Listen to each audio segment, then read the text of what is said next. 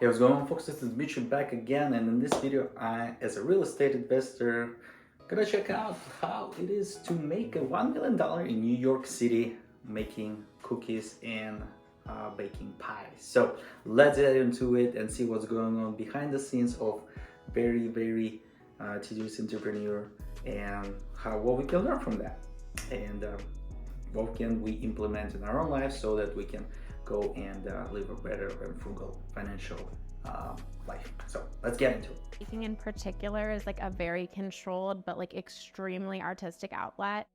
I got sober when I was 25 and climbed out of the darkness that addiction brings. And so when it came time to like enter the workforce and figure out what sort of career I wanted, I just felt so overwhelmed and like paralyzed by fear.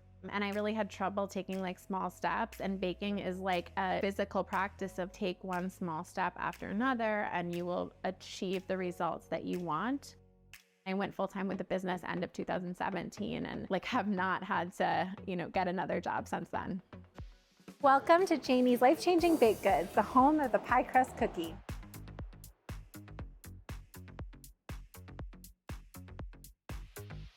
I'm Janie Deegan. I'm 35 years old. I'm the inventor of the pie crust cookie, and last year my bakery brought in over $1 million in sales.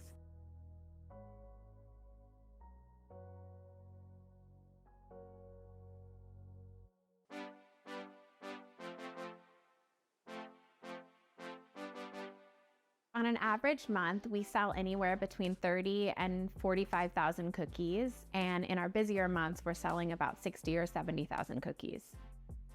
We do everything by hand. Part of what makes us so great is that, we're still like the artisan small batch vibe. A pie crust cookie, I like to call it my honor roll student, my firstborn child, my baby. The bottom is a disc of flaky pie crust. The middle is pie filling, and we do dozens and dozens of flavors. So it's like chewy, gooey, delicious pie filling, but not too much. And then the top is like a buttery streusel, like a crumbly topping. And I like to say it's like the perfectly proportioned bite of pie. We rotate through about 2 or 3 dozen flavors seasonally, but we always sell our top 4 flavor cookies. We always have pecan, chocolate, triple berry, and apple, which is my personal favorite. Last year, our bakery raked in over $1.3 million in sales. And during our busy season, we're hitting anywhere from like $100,000 to $300,000 in sales per month.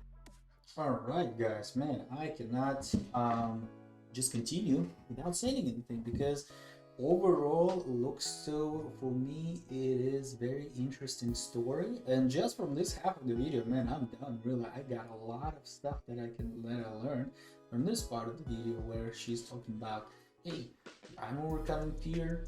Hey, there was a lot of things that I needed to do. Hey, but I was still grinding, and I still working through it, and I still went for it, and I still got it.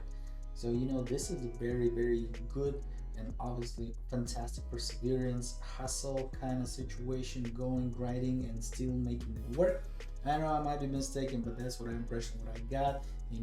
Not being stuck in a situation where like you're fearful, and you've been in a place where not super be proud of, and things like that. And that definitely can stop a lot of things, a lot of people, and not a lot of businesses, a lot of good ideas from emerging and things like that, So, and in this story, I'm glad that I bumped into it and that I found it, that she was talking about this in the beginning here in the video, but she still was successful, and little baby steps that she was taking, as she I think mentioned in like a little here somewhere, that she was talking about good, and maybe in a later video that I watched, I think I watched it before.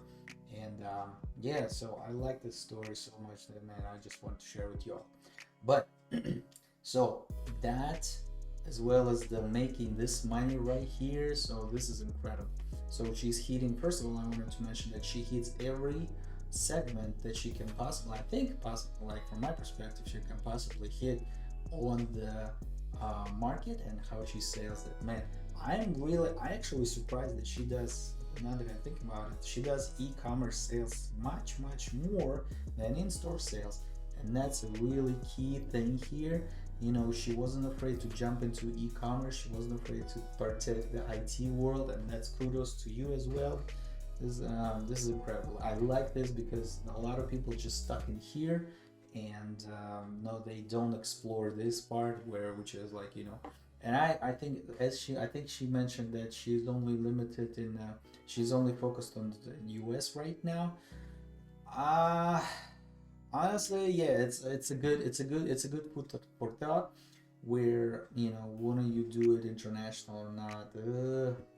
Maybe different spot, maybe different location to open there in that country and then sell from there. You know, things like that. You know, recipe kind of thing, things like that. So that's one of the expansion kind of idea. But with this revenue, it's pretty awesome. I'm okay with this. This is great. She still hits every single segment of how to distribution wise, and that's fantastic. So honestly, this is a lot of good stuff, you know. And yeah, I honestly, there's a big segment right here called living in fear, and they do address a lot of things here, I think, that she's talking about. But overall, I really got pretty much the idea from the intro that she talked about. Hey, she was in this situation, she overcame this situation, and right here now she's making it work. And how much do you make? Well, she makes this, and she obviously makes a little bit less. I think she talks about this a little bit less, that she actually makes, she net for herself is about $100,000 a year. So overall, fantastic story, fantastic approach and things like that. So let's wrap it up and see what we have done. Bam, here you go, guys. Man, on the job. So make it, and CNBC doing a lot of good stuff and sharing a lot of good business ideas, and not only that, but good and stories of overcoming and going forward. So in this story, thank you for watching, first of all. And in this story, we basically learn how a lady from New York making $1 million in sales for going after her passion and overcoming the fears and things of that nature. Well, first of all, it's good that she stopped drinking and, you know, started overcoming her fears. Awesome, good job, kudos to you. And obviously, not focusing on that, but refocusing her attention to the job at hand, to the things that she actually can make it work for her. Okay, so that's what we've learned from her, and in the sense that what she was going through, becoming fearless, getting into it, going for it, and making that work for making $1 million in gross revenue. Obviously, she's taking home around $100,000, which is awesome. Making a six-figure job, working for herself, and it works for her. So, which is great. Right from the start, get-go. Obviously, she grew up. Her business grew up, and she's now making those sales right now. So, what key things what we learned on this, from this entrepreneur story, is that she stopped drinking. Obviously, that's great. So you stopping that, you obviously refocusing your attention, and then instead of, you know, going and doubting yourself. Obviously, she was, you know, full of doubts and, you know, things like that. But little baby steps and little things that you accomplish will definitely make a difference overall, rather than just, you know, being stopped and stuck and you know, not doing anything. Obviously, there are different situations, different economic situation. For example, not everybody can start that and jump there, you know, like, you know, going for it. You know, if you have money, you know, like, because as I was experienced before, as I was in the real estate business, as being real estate agent back in the day, that's what I heard from the real estate agent, or I think a broker from Coldwell and Banker. She said, hey, you need to have about around 6 months budget and buffer. You know, if you're going all in, as an agent, you got to have about 6 months of money saved up and going for it. So not everybody has it from the get-go, you know. And obviously, in this situation, in this story, the circumstances of hers were favorable enough to support herself in that situation. So, and then she was going for it, and that kudos to her. So what we have learned, obviously, overcome the fear. Fear is just a fear, and people can go for it and make their life and more beautiful, in the sense that she is on another side of that fear now, and she is, you know, fantastic business owner, and you know, very, very profitable. So overall, guys, thank you guys for watching. That's pretty much what I've learned, is that don't let your fear stop you, and I will recommend you, and you know, think about it, so that don't let those fears, if they are tangible still, don't let them stop you, and try to overcome them.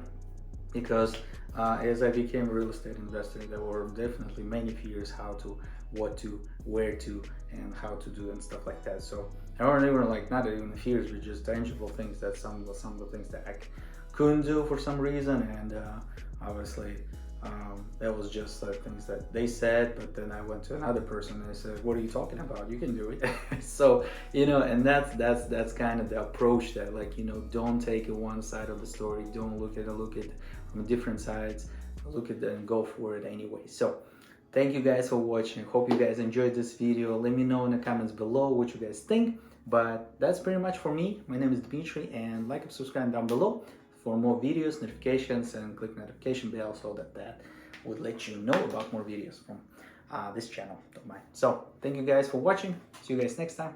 Bye bye.